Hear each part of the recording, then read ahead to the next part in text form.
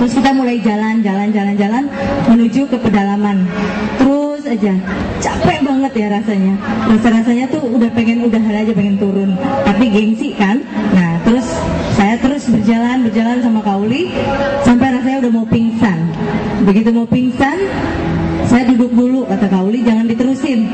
Saya duduk, begitu duduk saya rebahan dan tiba-tiba Kak Uli bilang, "Mit, please jangan bergerak."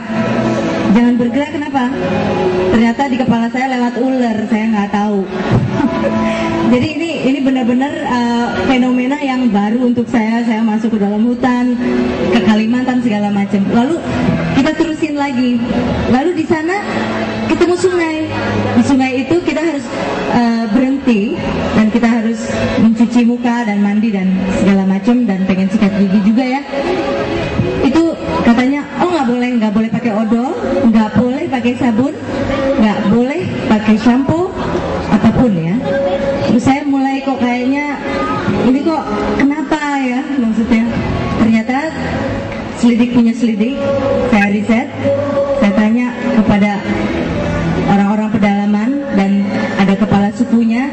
Di situ saya mendapatkan banyak sekali wejangan dan ternyata mereka concern sekali terhadap air. Mereka betul-betul peduli karena mereka bilang kalau kita pakai odol, kita pakai sabun, kita pakai semua yang berbau ada kandungan-kandungan chemicalnya atau apapun itu, deterjen atau apa, itu nantinya akan merusak air yang akan mengalir. Kasihan orang kota. Itu kata-kata yang keluar dari mereka. Jadi kita sendiri tidak peduli. Nah disitulah rasa bersalah saya mulai timbul satu persatu, lalu kemudian berkembang.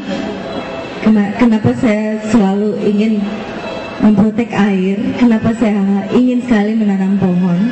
Karena kalau kita bicara tentang air, kita harus bicara tentang pohon juga. Kenapa? Karena air adalah sumber kehidupan kita, ya Bu ya? Ya nggak Pak?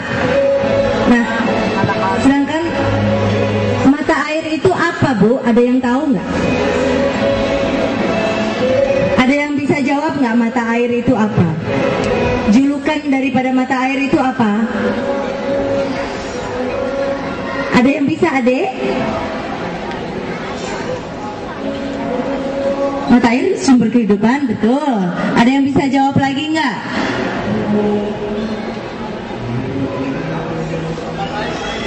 Tempat air paling bersih, betul juga. Tetapi ada satu yang ingin saya sampaikan ya Pak Rahmat ya. Boleh ya Pak? Mata air itu julukannya ibu daripada hutan.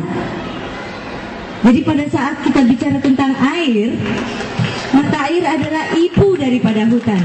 Jadi bagaimana kita tidak memprotek hutan itu kalau hutannya sendiri terkena erosi, tidak diprotek ya. Jadi banyak sekali kaitannya. Semua ada benang merahnya, semua ada mata rantainya. Jadi kenapa di sini kita harus beramai-ramai? Ini kita berberapa di sini ya, tapi masih banyak lagi sebenarnya yang concern terhadap ada ratusan artis sekarang. Saya senang sekali. Jadi oleh sebab itu saya hanya ingin sampaikan kepedulian itu datangnya dari hati, dari nurani yang paling dalam. Oleh sebab itu ikuti nurani kalian, ikuti hati kalian, agar kalian juga bisa merasakan bagaimana alam menangis, bagaimana alam tersenyum, bagaimana hijaunya pohon dapat memberikan kehidupan. Coba kita syukuri semua itu.